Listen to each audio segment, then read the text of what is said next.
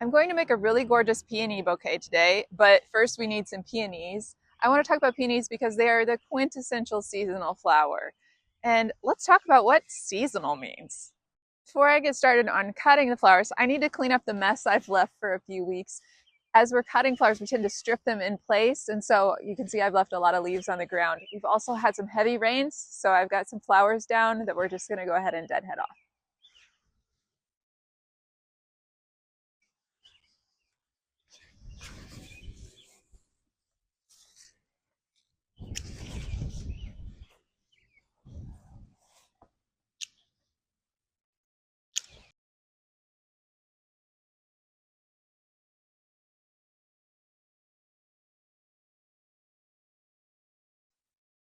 So when should you actually cut a peony? We don't want to wait until they're open. To get the longest vase life, we want to cut them. This one's a little too firm.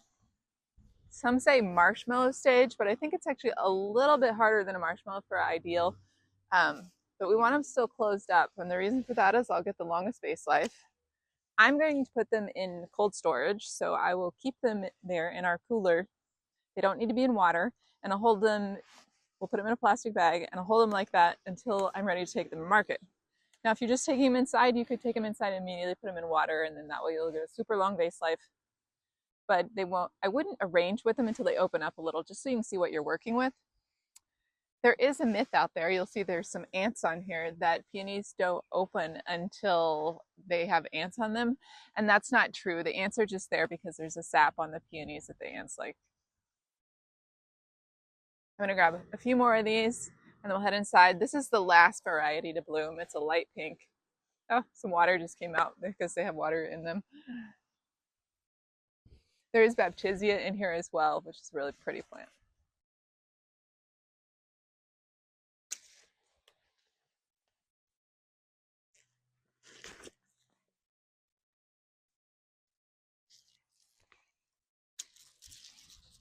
I've got a handful of peonies. I have more in the cooler we can use. And I'm going to head down to the flower garden and grab a few other things before we go in and make an arrangement.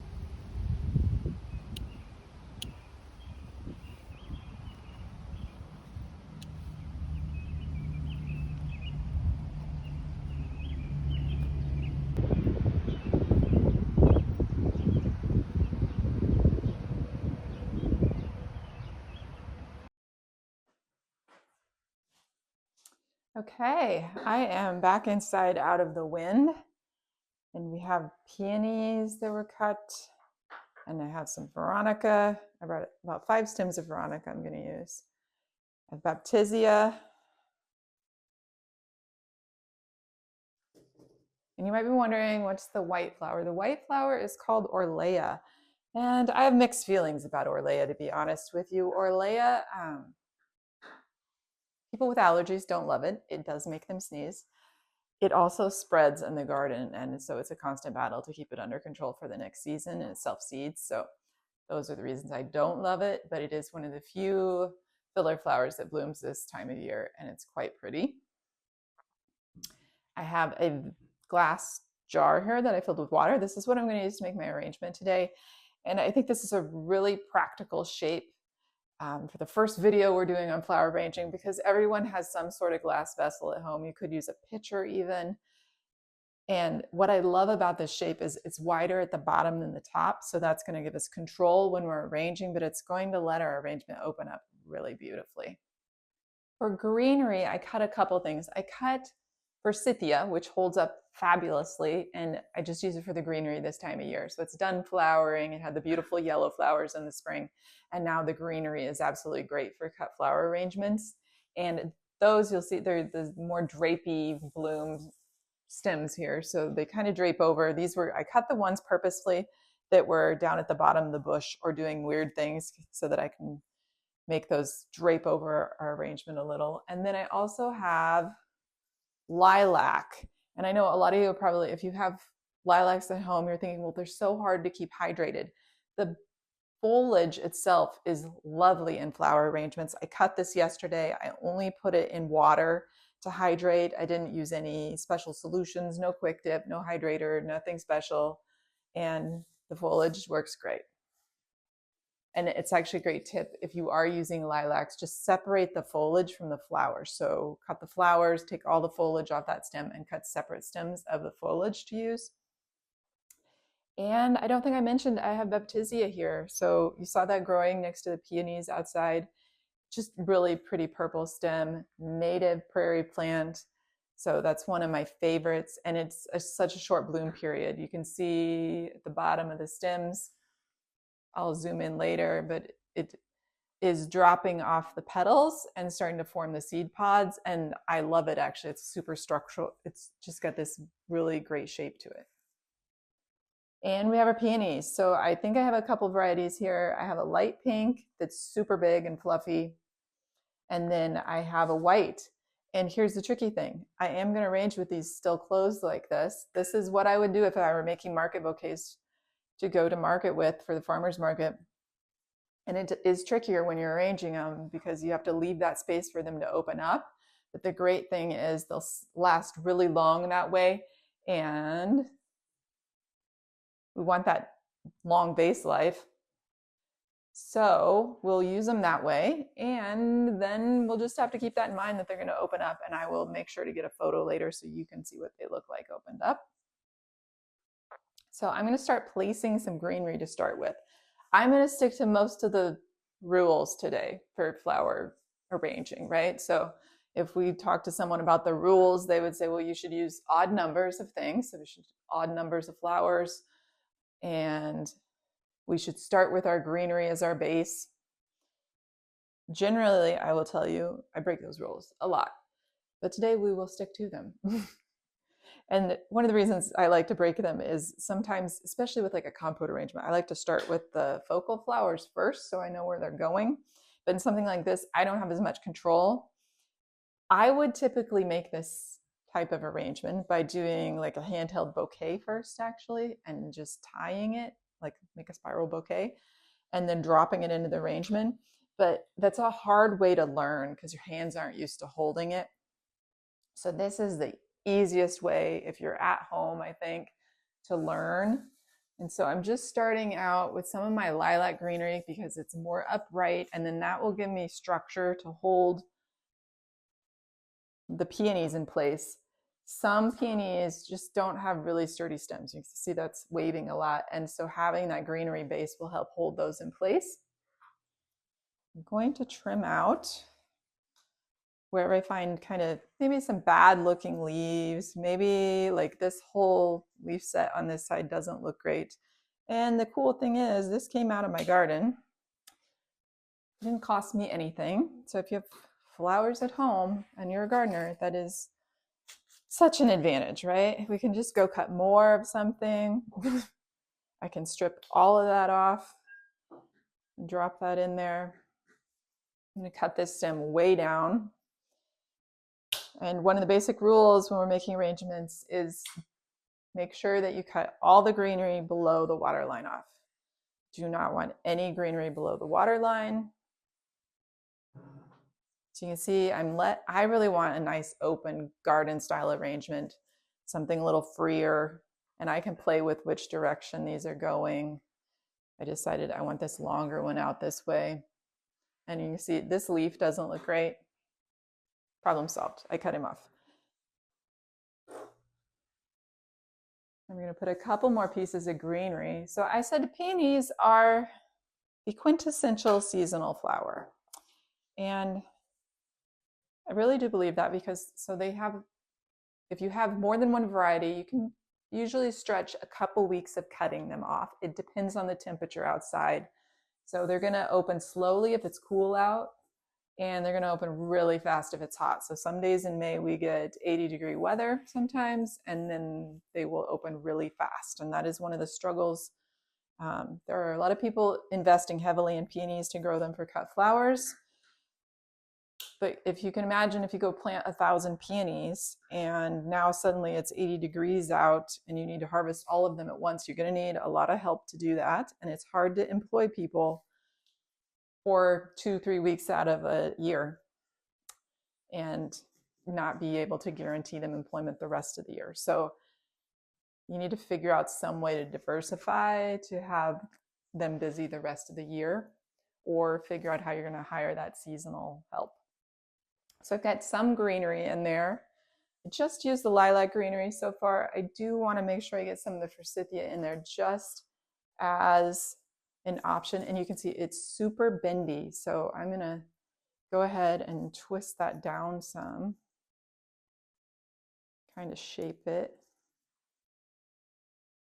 Because this doesn't have leaves on the back because of where it was growing on the plant. And we'll just use that one off to the side. And you can see sometimes I like to hold things. This is a good tip if you want to figure out how short to cut things. If you're a beginner, set your vase really close to the edge of the table, and then that way you can hold your stem down to the edge of the vase and figure out where to put that. And I'm going to let that almost act like a vine coming down. And then I have Baptisia. So this is going to kind of act as what a florist would call a line flower and give my structure. And I want to start with some of the taller stems of that then, and I can cut these down. They don't have to stay that tall. But maybe I start with this one up here, and you see it really has that sculptural shape, right? So that's why we're starting with that. It's really going to give the form.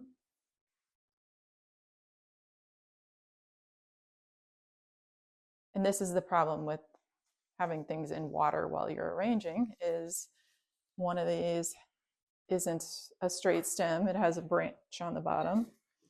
So then it's stuck. See right there, it's stuck. So I want to be able to use that individually. So I'm going to snip that off. So seasonal, yeah, peonies do not have a hugely long season, obviously. So wholesalers will bring them from different locations.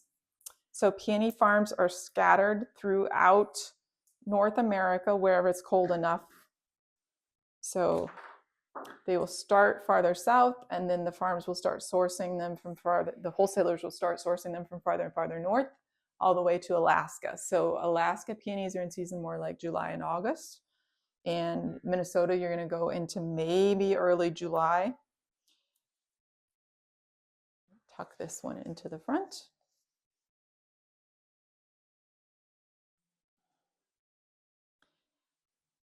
And the peonies, you know, there's that scented spring flower. Everyone wants them for weddings and things. And so that's why people ask for them year round. Well, you can't get them year round, or you're going to pay a premium, because now if it's fall, you have to go all the way to another hemisphere, right? We're going to have to go to South America because it has to be cold. We can't just go to Central America where most of the flowers imported to the US are grown. It's not cold enough there to grow peonies. And that contrasts with something that's more programmable. So if we think about, one of the reasons we see florists using lilies a lot is because they are very programmable, in that if you have a greenhouse with the right setup, you can see I'm just starting to tuck peonies in here. I'm going to turn this around so you can see both sides. So if you have a greenhouse with the right setup, you're going to be able to keep something like a lily in potting soil, basically, planted. And you're going to start it at 55 degrees, and you're going to move it to another greenhouse eventually that's at 70, and you can time that down to the week pretty much of when that lily is going to open. We can't do that with something like a peony. It's not programmable. It has to have the cold, it has to grow in the ground. And that's why those become seasonal flowers that you can't source just any time. And if you're trying to get them out of this bulk of the season, so early summer, spring, or late spring for peonies, then they're going to get more and more expensive. You can see this peony had a side bud on it. Generally on the garden, I go through and pinch off the side buds early as the buds are developing, and that's just, it gives us straighter, nice blooms. In this case, this one might open. It's a little squishy, so it might open, so I'll leave it on there. This one skipped. I must have missed it when I was doing that process earlier in the garden. And I only do that for cut flowers. If you're a home gardener, I would not do that. You'll get smaller blooms, but more of them, and that looks great on a garden plant, versus I'm going for big showy blooms and consistent straight stems when I'm growing. Start to tuck in some Veronica. I have exactly 5 stems of Veronica, so we're sticking to that odd number. And the peonies, I didn't count. 1, 2, I have 2 light pinks so far, and because I used that one with the side bud, I have 2 stems plus a side bud of pink and 1 white. And that's fine. So far we're odd numbers. I will put in another dark pink here. And I'm kind of working in the triangle for the Veronica. So that's gonna how I'm starting to place those. You'll hear florists talk about different shapes that they're trying to place things when floral arranging. The triangle is a good start, and then I might add, I have 5, so I'll probably add in 2 more in here, one about right in the middle. So we need more purple in the center anyway. And again, those can have a little more height. And I'm just going to turn this around again so I can see the side and you can see that one. I do think I need pink on this back, what is the back side to you right now, the front to me. I'm going to tuck that one in there.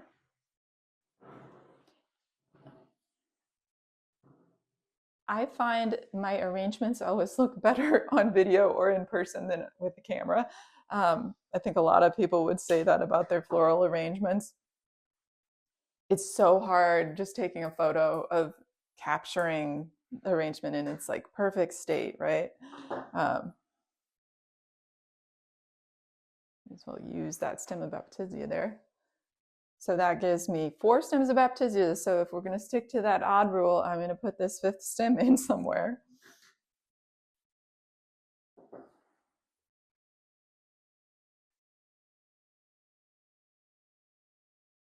And I'm just trying to figure out, I kind of want him down here. So I may have to take a bit more greenery off and cut him down a little lower. Anyone else refer to flowers as he and she? I definitely do.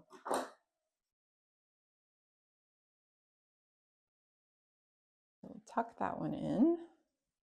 I love Baptisia foliage. Once the flowers are done, I will deadhead off the seed heads, and then the plant will keep growing, and we'll use that for bouquets. It has this lovely drapey quality, works as a great substitution for eucalyptus. So I have 2 of those pink, light pink peonies in there. I'm going to put 1 more. It's going to be right up at the top. This will be our showstopper kind of. It will open super big.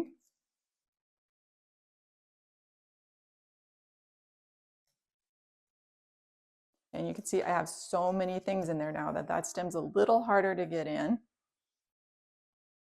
And I'm going to turn that around again. And you'll see I have this kind of dark hole here. And that is the secret to white flowers, right? So you'll hear some people say a floral arrangement always looks better with white flowers in it. And that's why. So sometimes we start to get holes in the arrangement, not just holes where something's missing, but where something just looks too dark and it doesn't draw the something's missing. The eye can't travel across it.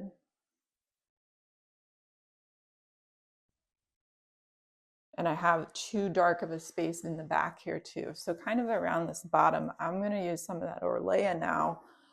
I will also let some of that Orlaya kind of dance up above, and I'm going to start with that one to make sure I have a tall enough stem. I'm going to put 1 of them in high, and it's so airy. Put it in last so that you don't damage it.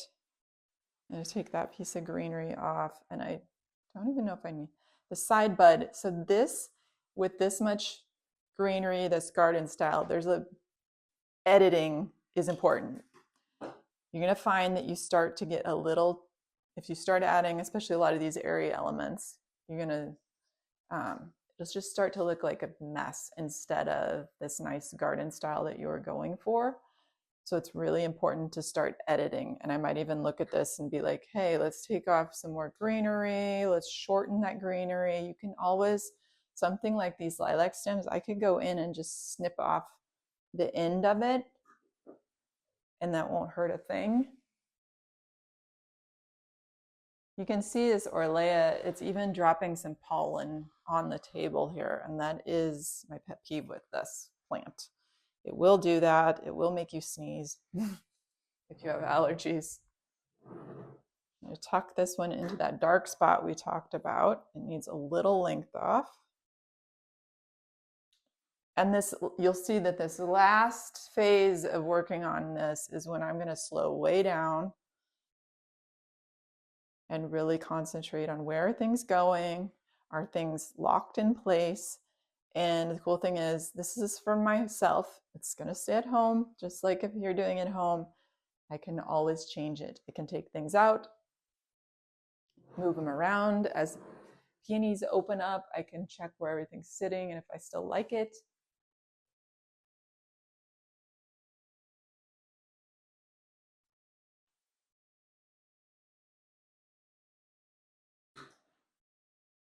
Pop this into place. So yeah, other things that are programmable or not programmable. So like tulips are an interesting thing to talk about from a seasonal standpoint because some of them are very programmable. A lot of them are grown hydroponically, and those tend to be the less expensive ones that you're going to find at the grocery store and things.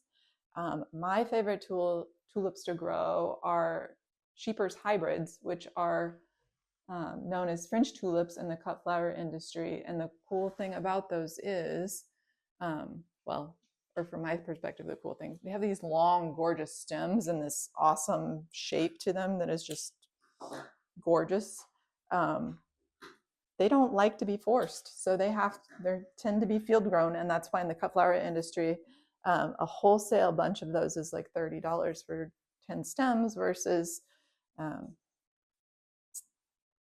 you would pay less than that for retail for hydroponically grown tulips. So, okay, I'm cheating. I only put in 4 stems of Orlaya, and so far I think it looks best with that. I don't want to put in too many. I am going to walk around it now so that I can see it from a distance. And then I will make sure I take a shot of this later so you can see the peonies all open, and we'll talk about it more. It's been almost 24 hours and the peonies have opened up a lot more. You can see these are very open while these are still closed, this variety, but they feel really hollow. So I know that those will open up soon. One thing I noticed watching back the video from yesterday was there was a dark spot right down here that just really was too dark for the eye. The eye just stopped traveling in that spot when you were looking at it. So I added in a piece of that Orlaya to brighten that spot up. I also edited back the greenery. So I cut the greenery a little shorter and tucked that back in. And I think that helped. You will notice value-wise, the purple and the lilac greenery are the same or similar in value. So if we took a black and white photo, we would really lose that purple against the dark green. So adding those white blooms really helps. I could have chose to use another white peony like I have in this back here, or I could have used a different flower, but I'm working with what I have in the garden right now. By next week, I will have ranunculus. A white ranunculus would look great in here. It's the beginning of the season. I always feel like I need my skills refreshed at the beginning of the spring season. I haven't worked with flowers a lot over the winter. And I think for the beginning of the season, this looks really great.